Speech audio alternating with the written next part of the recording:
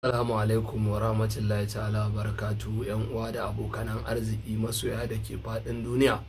Kamar dai kullun yau ma mun shigo a program namu da muka saba kawo muku wato na waƙa ta A Wamba wanda ake kira The Song of Wamba, wanda shahararren mawaƙinmu da yake jihar Nasarawa wato A Wamba yake wannan launching na wannan album a online wanda ake kira Song of Wamba.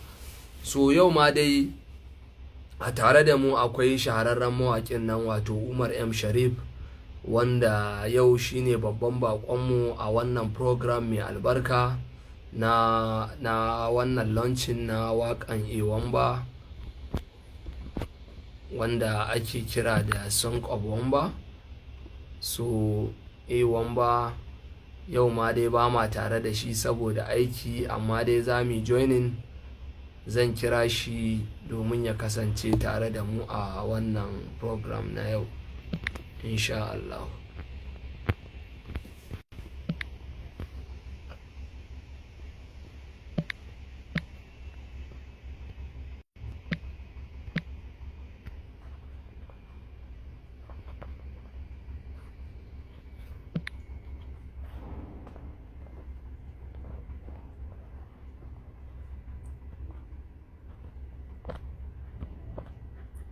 So jama'a ku yi haƙuri, abin namu ne yau sai a hankali.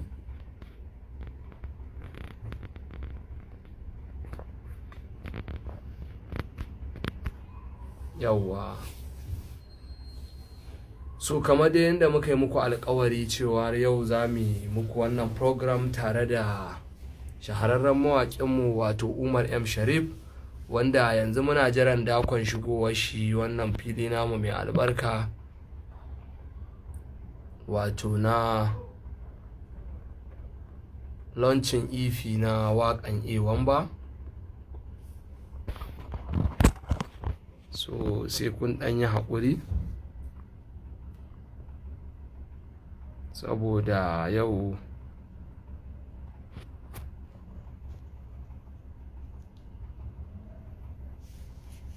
A Wamba in ka zama ready za ka shigo mana live domin mu joining ɗinka da masoya da kuma babban baƙonmu wato Umar M Sharif, wanda shi ma yanzu haka muna jiran shigowar shi wannan fili namu mai albarka. Ya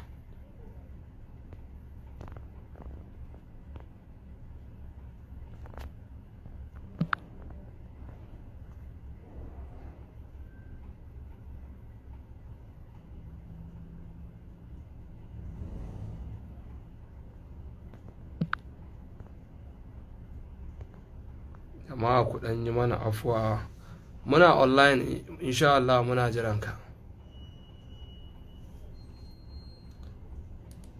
Jama'a ku ɗan yi mana afuwa saboda muna jiran babban baƙonmu wato shahararren mawaƙin nan da kuka fi sani da Umar M Sharif a wannan fili namu mai albarka wato na launching album ɗin waƙan A Wamba.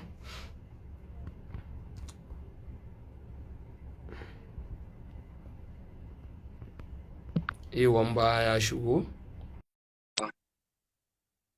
shi ma Umar M Sharif muna jiran dakon shigowan shi.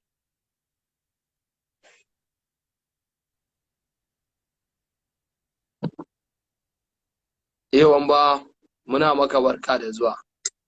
Oga, barkanmu da wannan lokaci. So yau ma dai mun yi misin ɗinka saboda aiki da ka tafi kuna yi na kamfanin ku wato North East Record. So yanzu muna jiran babban baƙonmu Umar M Sharif, shi ma gashi ya shigo ya yi joining live ɗin nan. So yanzu program zai fara insha Allah. Yawwa.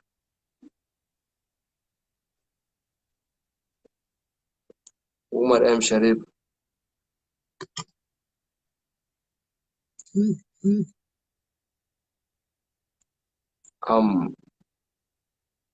Jama'a muna muku barka da wannan shigowa wannan program namu mai albarka, kuma muna muku fatan alkhairi kamar yadda kuke tare da mu kuke sauraron mu.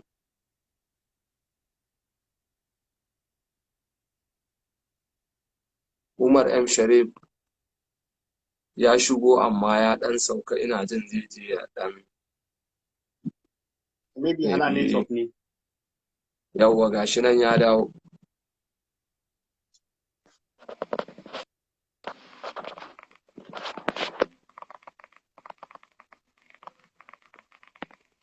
Ya kuma sake fita ina jin. Oke yayi joinin. Assalamu alaikum. Assalamu alaikum. Amma alaikum salam. Malam Umar M Sharif. Na'am, Malam Aliyu Artwork. To muna maka barka da zuwa wannan program namu da albarka, wato na launching da muke na waƙan ɗan uwanmu kuma abokin aikin mu wato Wamba. To al'ada ta wannan program ɗin shine mukan so mu fara da ɗan takaitaccen tarihin mutum, sannan kuma sai shawarwari da zaka ba ɗan uwa matasa, musamman masu ƙoƙarin ganin sun tsaya da ƙafafuwarsu sun dogara da abubuwan da suka sa a gaba. To, ga yan nawa nan na ga yana ta shafa fuska dai a hankali a gefe. Kazan kai ba ma'abucin barkwanci ne, nan ɗin ma sai an tana ki. Ka san ainihin jama'a. Muna sauraron ka, ka san kai yayan mu ne. Amma ka ce dan kurkillo ko me? a cewa ne ka san kai yayan mu ne, ko ba haka bane? To jama'a assalamu alaikum wa rahmatullahi ta'ala wa barakatuhu. Sunana dai Umar M Sharif, a haifaffen jihar Kaduna a unguwar Rigasa, wanda ana aka haife ne makaranta ta primary school, secondary school ɗina gabaki ɗaya a nan, wanda kuma a yanzu haka ina ci gaba da karatu na Kaduna State University, Kasu kenan. Masha Allah. Ina karanta political science daidai wannan lokaci, sannan na yi karance-karance abubuwa da dama kamar karatun addini wanda shi ba a iya gama shi dama. Muna nan muna yi har.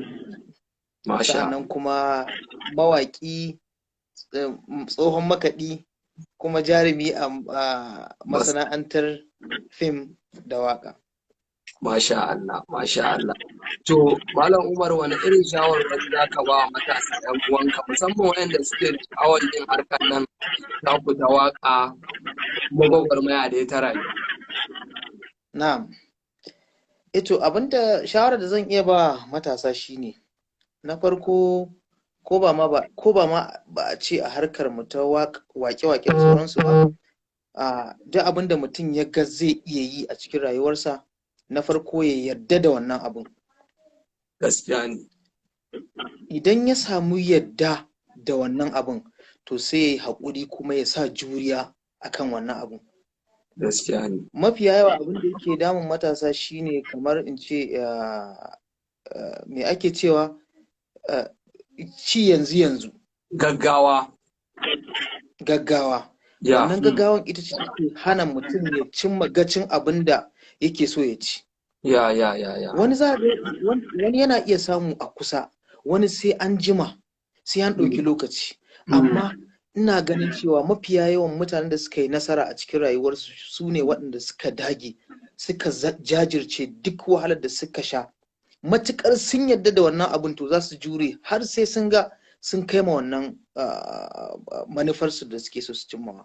To mafiya yawa abin da yake dakula matasa shine rashin haƙuri da iya kai juriyan ya kai jurewa. Dan ba na mantawa, ni a matsayina na mawaƙi a fim ɗin Hausa, akwai lokacin da na zauna wallahi na yi kuka, Ali. Na yi kuka da idanuna saboda irin wahalhalun da na sha a wannan lokacin. Ina ganin ta ina ne ma hanyar za ta iya zuwa.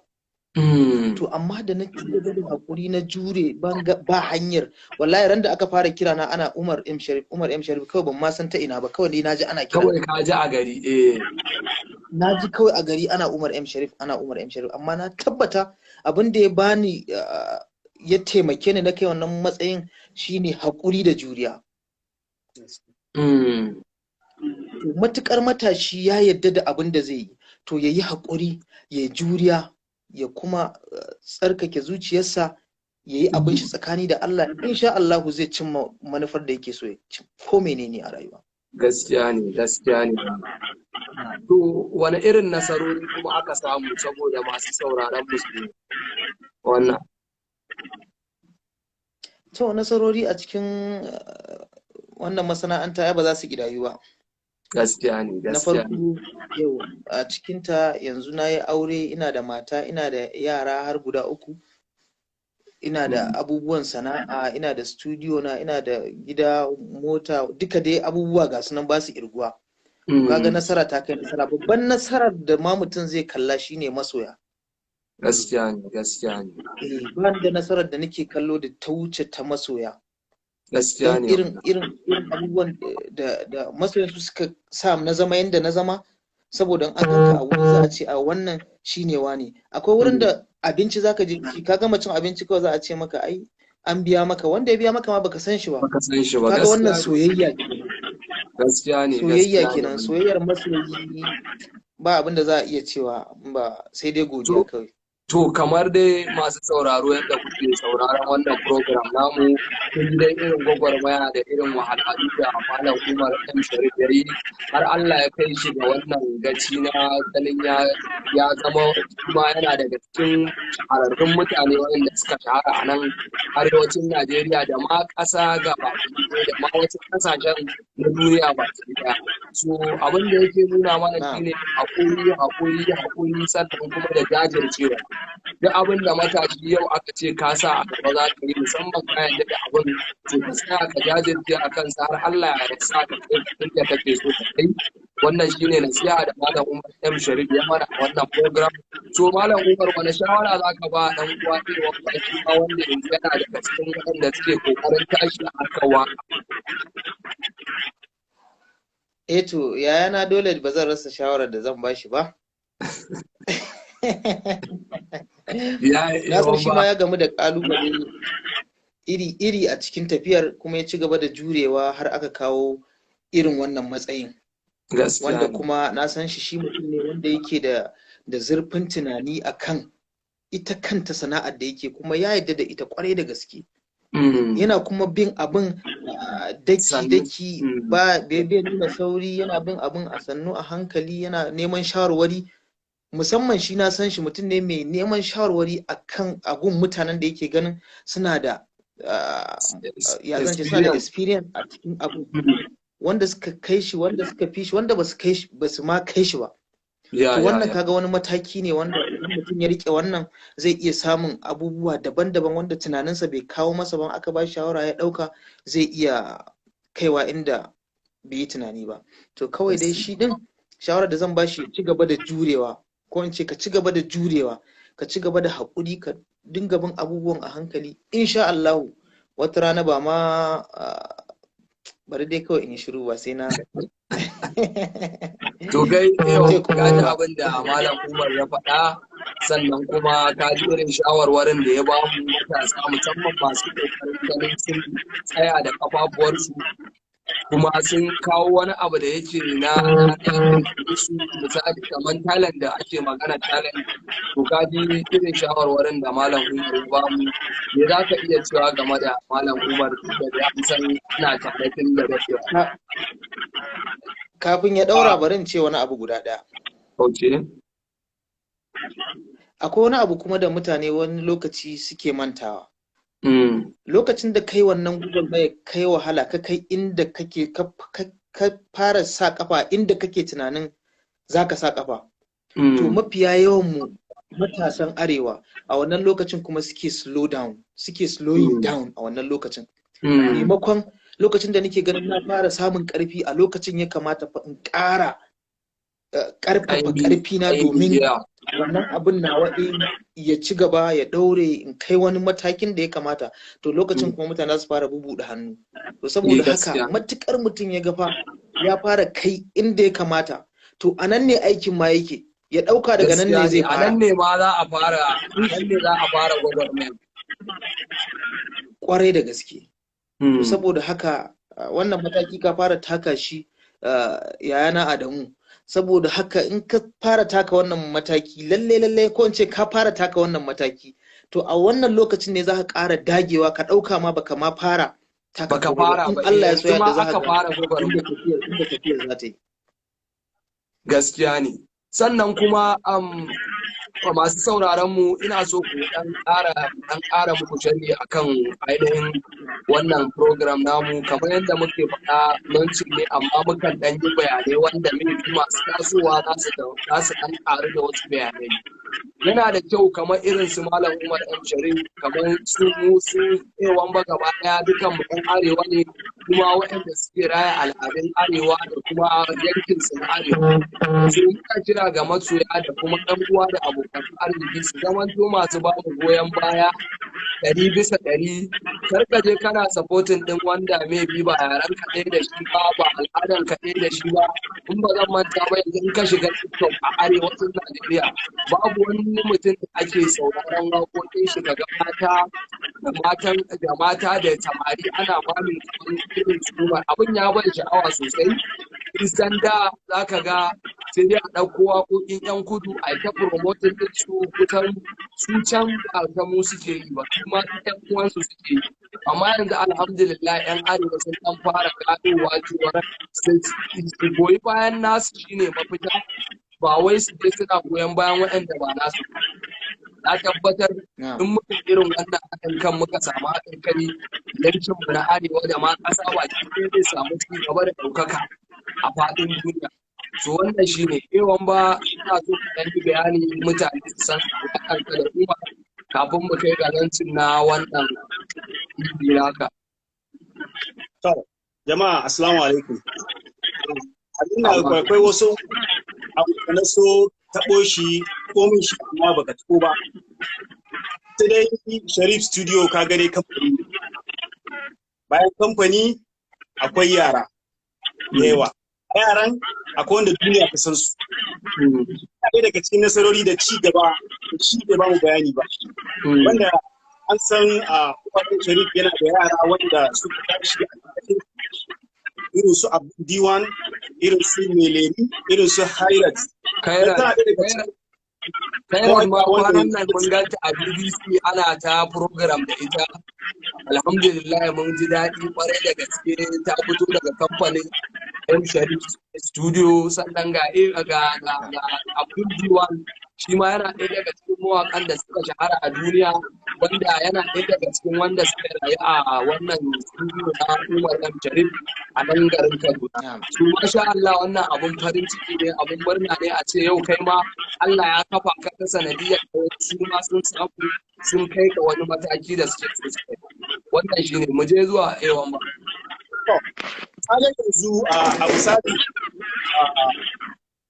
kamar shi Malam Umar ya ɗauke ma gwamnati wani hidima sosai.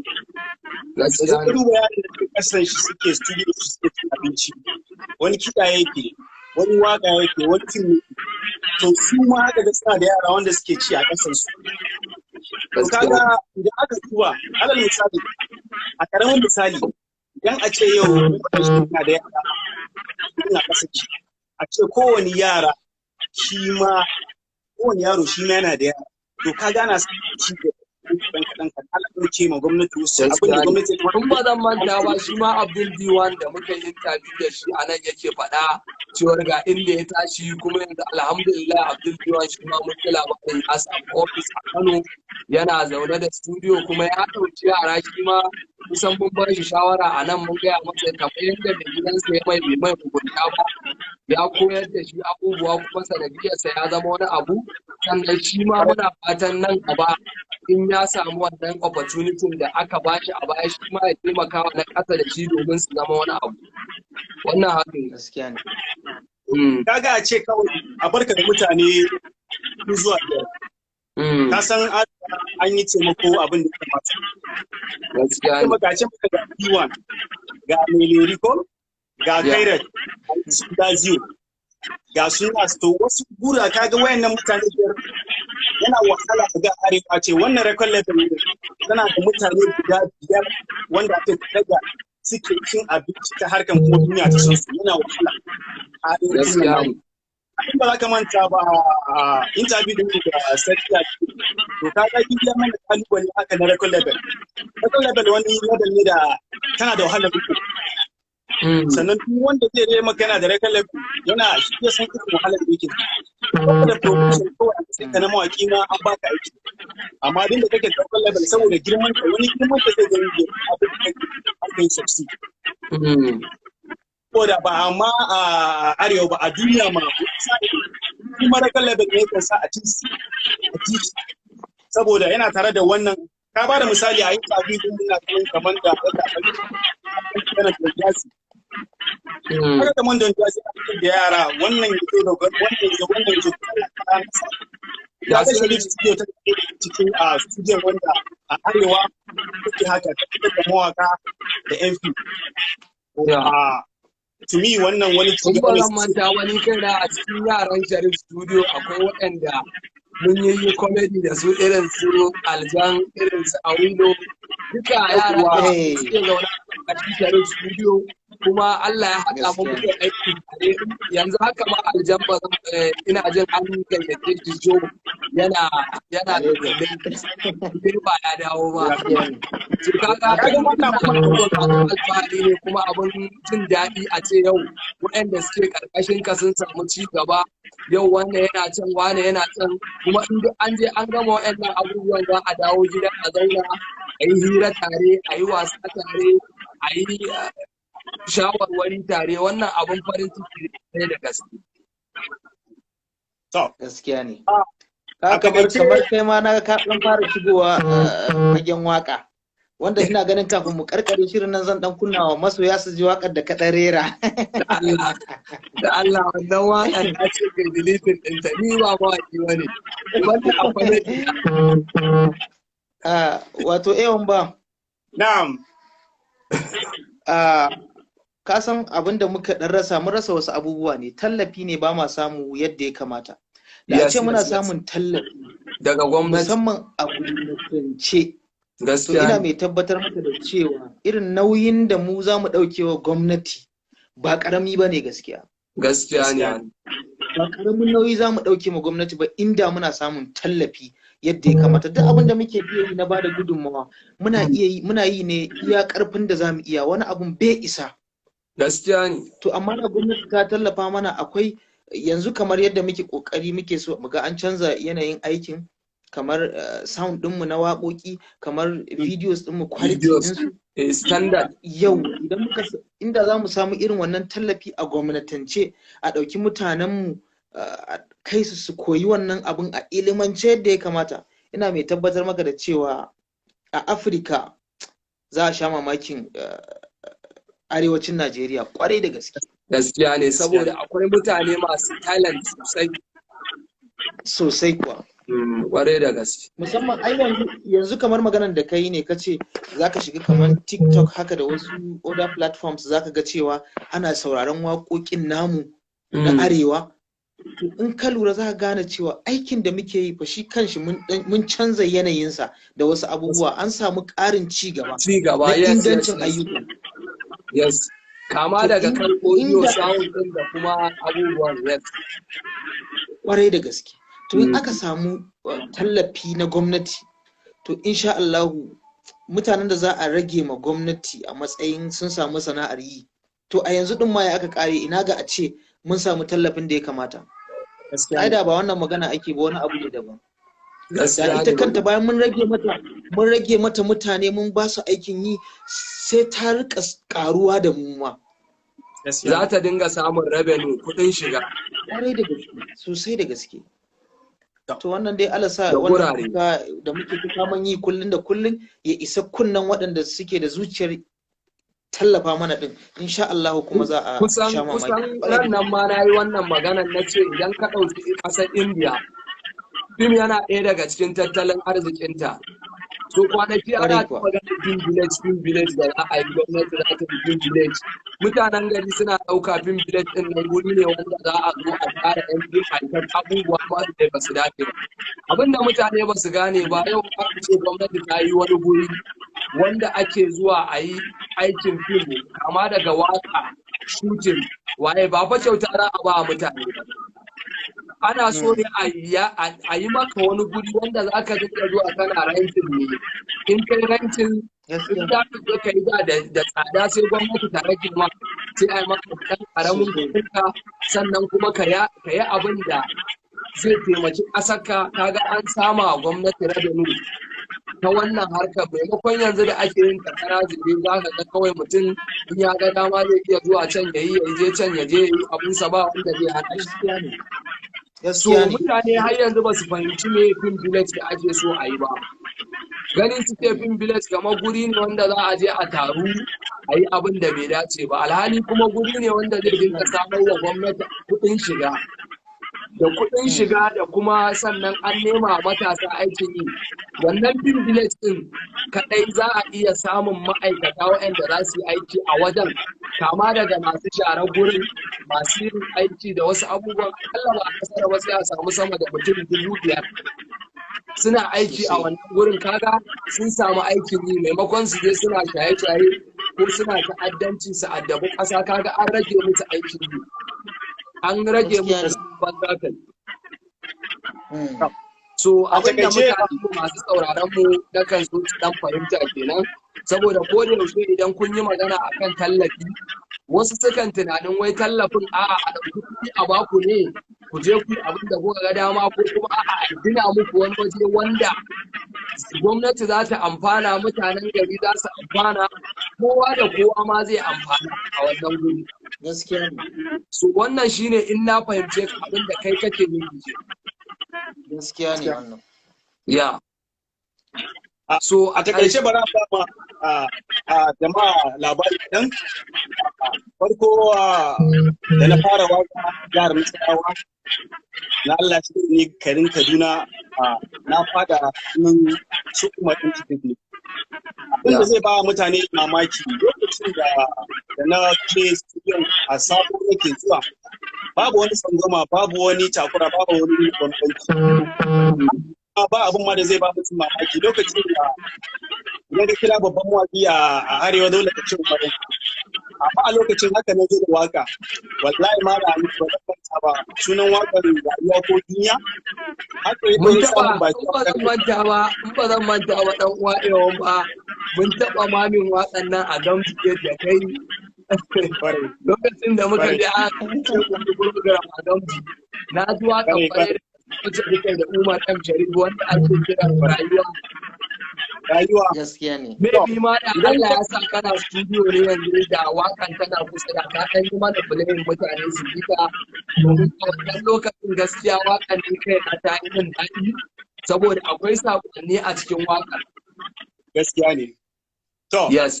Kaga lokacin ya ɗora mun wakan da ko sisi ba tare da komai bayan mun, wanda kuma a lokacin wanda kuɗin da zan iya ba a ce yau na fi shirin maran shirin ne.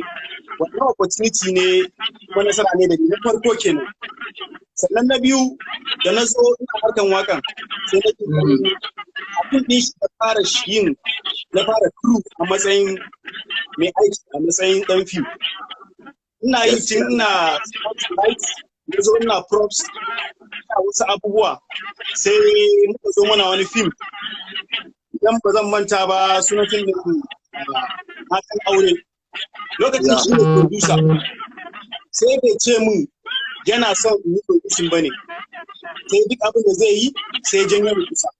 Duk abin da za a yi na kuɗi sai ce min ga abin da za a yi, duk abin da za a yi sai ta ashe duk abubuwan da ke mu yana so ya mun duk producer ne a harkar tani. A wani lokaci ba zan manta ba sai da an tara mutane lokacin da sun yallaɓa a cikin mutane da yawa sai da ta bani ya tafi su. Kai na yin zafi na rasa ya zan yi da wani mutane sai a zan yi salfi. A lokacin tun da ka samu wani experience da ya bani sai na fara tafiya producing kaɗan a sa ni a producer ni producing waka haka ina yi. To kaga wannan nasara ne na biyu ya da waka an koya min harkar producing a fim.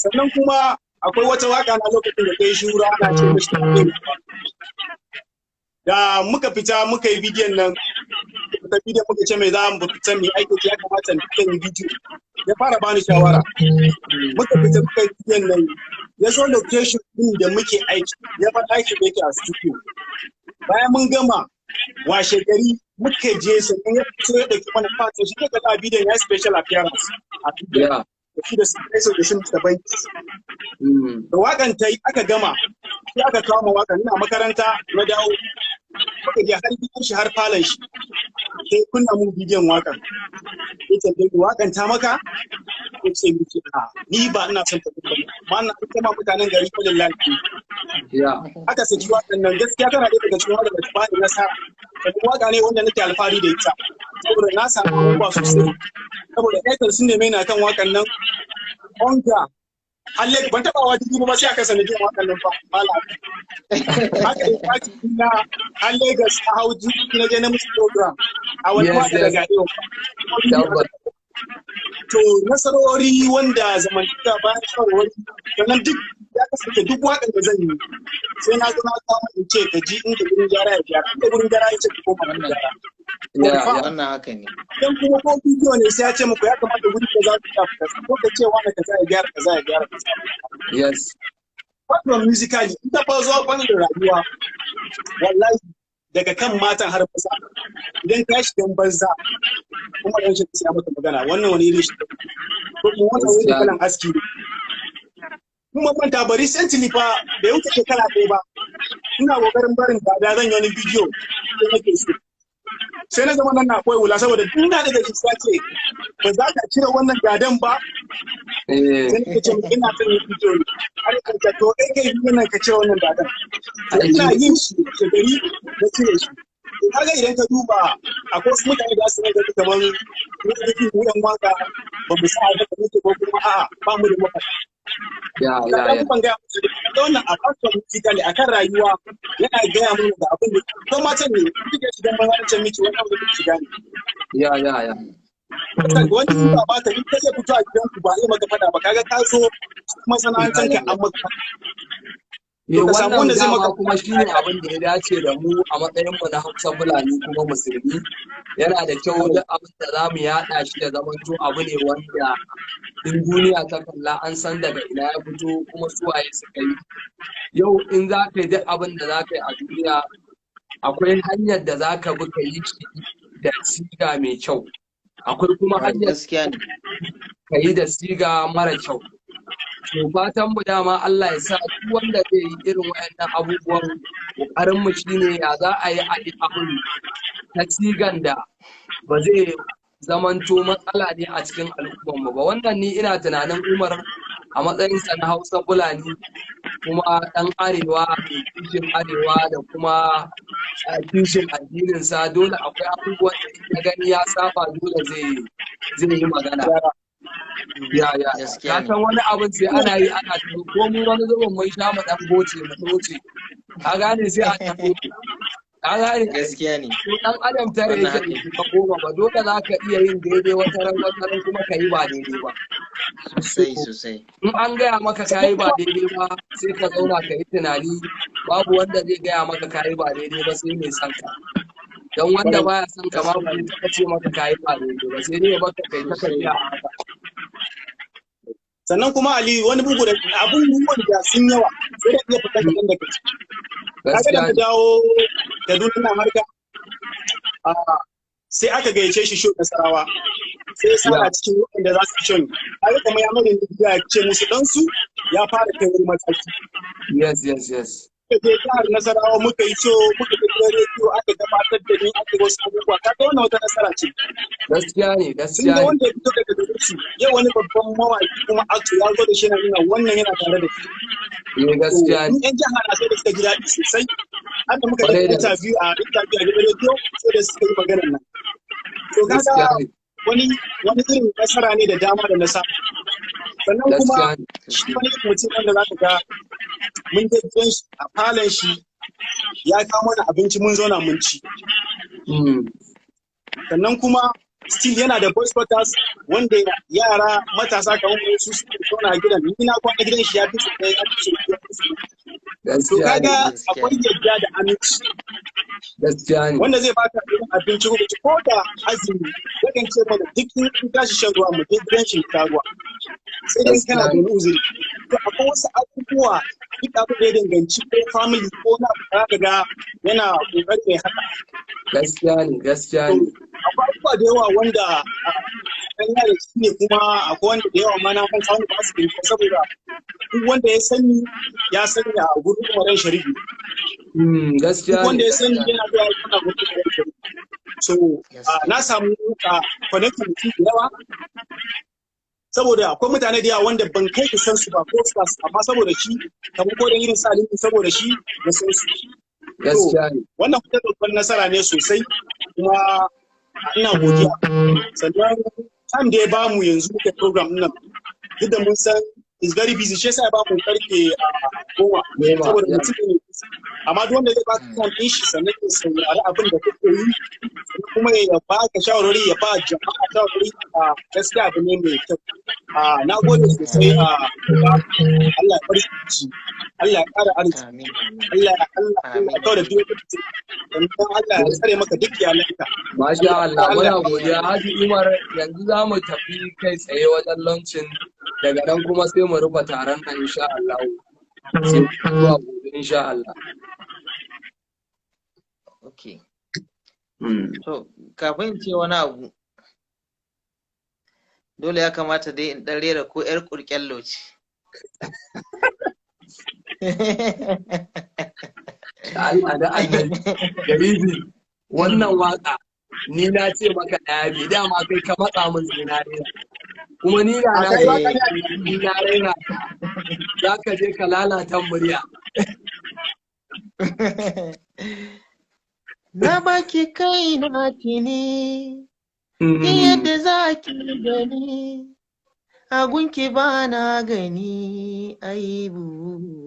Gaskiya ne. Gare ni ke magani sila ta warkar da ni Allahu ne masanin gaibu. Gaskiya ne. Ba wata bakuwa wacce zan ba ruwa ke kadai ce kawa yar uwa masoyiya mai ciran damuwa fanan na rikicikin zuciya kiban to karasa mana soyayya na ce kiban. Alika sauna wannan waka ita ce a arewa waka da ta fara kai miliyan 10 a TikTok. Gaskiya ne. Miliyan 10 a TikTok. Wallahi. To sai godiya ga Allah, muna godiya ga Allah kware da gaske kuma muna godiya ga masoya da muke tare da su suka ba mu dama muka kai wannan muke taka wannan matsayi da muke kai a yanzu. Muna godiya, Allah ya saka da alkhairi. Amin. Wannan album mai girma mai daraja ni Umar M Sharif zan yi launching dinsa na kuɗi naira na gugan naira an naira 50,000. To masha Allah Malam Umar muna godiya kwarai da gaske. Yau ma ka ji Malam Umar ya launching wannan waka taka akan naira 50,000 sai ai godiya. Ai godiya ta riga ta kare. Wanda ya sa ka hanyar da za ka sa abinci ya ga maka kokari. Wannan ba su wanda farko ba shi ne kuma da an saba da ma. Gaskiya ne. A gane to ni dan gida ne. Sannan ko kullum ina cikin godiya. Ko kullum zan kasance dan halal. Insha Allah. Gaskiya ne. Wannan haka yake. Babu wani tsangwama ko kuma abu kaza duk inda ya kamata in kare gaskiya ko mu faɗa abin da ya kamata a biya. Wannan kaɗan da na biya maka lokaci kenan. Na gode sosai. Ni ba ma abin da kuka godiya kan wannan lokacin da ba. Gaskiya ne. Malam Umar muna godiya kwarai da gaske. Album albarka. Amin, Amin amin, amin. amin, amin. Malam Umar muna godiya da wannan lokaci da ka bamu. Allah ya bada sa'a, kuma Allah ya kare ka daga sharrin magauta, sannan kuma Allah Amin ya sa albarka a dukkan al'amuran da ka sa a gaba. Duba da yanayin yadda ka amin ɗan uwa kuma abokin aikin ka taimake shi da wannan gudunmawa, to Allah ya saka ba da alkhairi. Allah kuma ya baka amin ikon ci gaba da taimakawa na ƙasan ka da kuma al'umma baki ɗaya. Muna godiya kwarai da to gaske. Allah ya bar zumunci. to na gode sosai. Allah ya sa next time idan za a zauna inda gidanku akwai wuta. Sai godiya nake dai, dole sai ka tsokana mutum ni na zan alinka. Wato yawan ba akwai abin da Sharifi ya min ba zan manta ba. Ya min laifi na ce Sharifi ka yi min laifi kaza kaza, kawai da ya ganni sai ya kame haka. Kaga hakan na ya tsaya. Ina ta magana abu ya yi shiru, kawai sai ya ce kai ne fa gwanke ne ni. Ka san shi mutum ne mai barkwanci sosai. Yana wahala ga jan ce Umar yan Sharif ga wanda yake fada, ya abokin fada Umar yan Sharif. A shi bai da abokin fada, shi sai barkwanci da wasa da dariya. Kai kuwa, haka Allah ya yi wallahi. To muna godiya kwarai da gaske ewan ba, a nan za mu dasa aya. Masu sauraron mu da masu kallon mu musamman matasa, kun ga dai yanda muke ta kokarin faɗi tashi da ƴan uwa da abokanan arziki. A matsayin ku na masoyan mu babu abin da ya kamace ku illa iyaka ku yi mana fatan alkhairi, kuma inda kuka ga mun yi ba daidai ba za ku iya gaya mana gaskiya ko ku turo mana da sakonni. Sannan kuma matasa ƴan uwana musamman waɗanda suke da kokarin jajircewa su ga sun kai wani mataki. Kun ji dai abin da Malam Umar M Sharif ya gaya mana, sai an yi haƙuri sannan a jajirce a yi juriya. Wannan shine zai kai ka matakin da zuwa gaba za ka zama abin alfahari a cikin jama'a. Amma muddin kana da hanzari da sauri da garaje da gaggawa, to za ka yi ta zama a baya. So wannan shine abin da ya kamata yau, abin darasin da muka ɗauka. Kuma kullum muna wannan program ɗin, duk wanda muka kira yakan gaya mana cewa haƙuri. Ko anan mutane ya kamata ku gane girman haƙuri da kuma jajircewa. Saboda duk wanda kaga ya zama wani abu a rayuwa, in zai baka tarihin sa, yanzu Malam Umar M Sharif da zai baku asalin tarihin irin wahalar da ya sha, tun da kuna ji a farkon program din mu ya faɗa, ya ƙara faɗa, ya ce har kuka ya taɓa yi, yana tunanin ma ba zai taɓa kaiwa inda yake so ba. Amma dai cikin ikon Allah, Allah ya sa yanzu yana ɗaya daga cikin mawaƙan da muke ji da su a arewacin Najeriya, wanda waƙoƙinsu sukan shiga duniya ma da ko ina da ko ina. So yana da kyau mu ci gaba da supporting namu arewa, Hausa, Fulani, Alhaji, mu rike wannan al'adun namu da kuma yaranmu, tunda yanzu yaren Hausa yana cikin yarurruka da a Afirka shine na biyu bayan Swahili. So yan Swahili kamar irin su Diamond Platino mawaki ne da ya shahara a yankinsa, kuma ya zo ya fara yin mu'amala da 'yan kudancin Najeriya, amma da yarensa yake mu'amala, kuma da waƙoƙin da yake yi da yarensa na Swahili da shi yake yi. An gayyace shi har Ingila, London, ina ne ba inda bai je ya yi show ba, kuma yakan samu wannan kuɗin ya je ya taimaki marayu, ya taimaka wa gajiyayyu, ya taimaki mutane, ya gina nan, ya gina musulmi ne ma in fact. So dole mutanenmu sai kun yi supporting ɗinmu, kuma kun tsaya tsayin daka, kun ga cewar kun taimaki namu da goyon baya, da nuna musu goyon baya, da kuma banda kyara da hantara da zage-zage da ake yi, duk ba shi bane ba. Yau arewa tana cikin wani hali, ba aikin yi sosai, matasanmu suna cikin wahala. Yau in Allah ya ɗaga Umar M Sharif ko A1 ba ya zama wani abu a duniya, ba a san me zai zo da shi na ci gaba ba wa al'umma. So mun ta'allaka, mun tsaya mun rike gwamnati kawai, 'yan siyasa su za su yi mana komai, to su ma abubuwa ya fi ƙarfinsu. Dan yawan mu yanzu a Najeriya mun kai wajen mutum miliyan 200. Ta yaya mutum ɗaya zai iya rike mutum miliyan 200? Ba zai yiwu ba. Dole sai an haɗa ƙarfi da ƙarfe. Can ana yin wani abun, can wannan yana yin nasa, wannan yana yin nasa. Su kuma gwamnati su ma su ji tsoron Allah, duk inda suke ganin za su kai tallafi wanda zai taimaki jama'a a samu ci gaba a cikin jama'a, su ma nan su dinga ba da goyon baya da ƙarfafa gwiwa.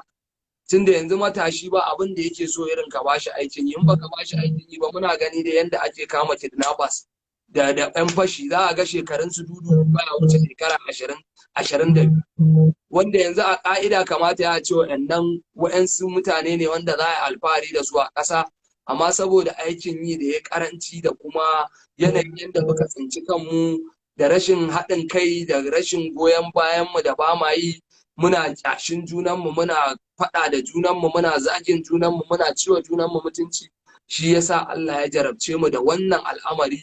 Kuma ina fatan 'yan arewa yanzu kansu ya waye, don yanzu sun fara fahimtar al'amura kuma suna ƙoƙari su ga cewar sun yi goyi bayan nasu.